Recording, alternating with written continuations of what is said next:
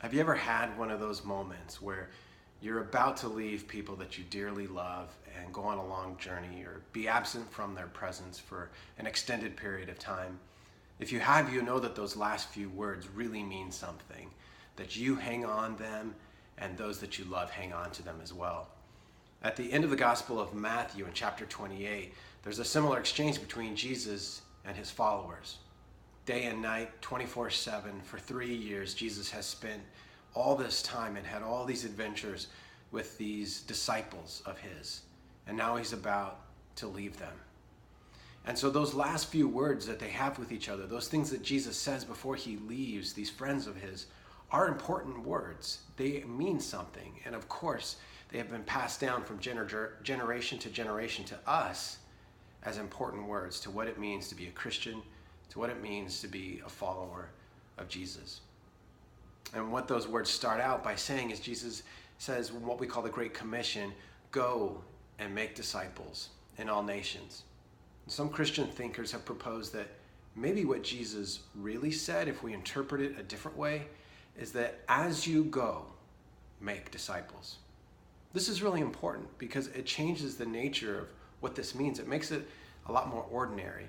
It means that this posture of making disciples is something that is supposed to work itself into our everyday lives. As you go about your everyday life, make disciples. Well, how do we make disciples?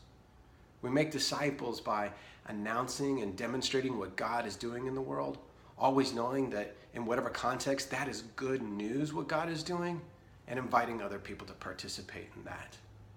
That's where discipleship starts.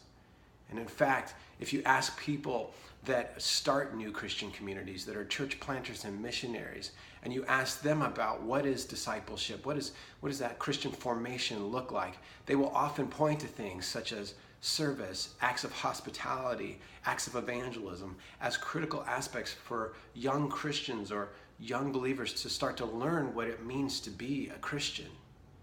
So that Christian discipleship is actually wrapped up not just in the traditional Christian practices or spiritual disciplines that we talk about that really are attuned to our inner life, such as prayer and fasting or what have you. But these outward disciplines and practices are incredibly important as well for shaping us into the way of Jesus. Acts like hospitality, acts of mercy, acts of justice, acts of initiating friendship with people that might be unlikely friends of ours.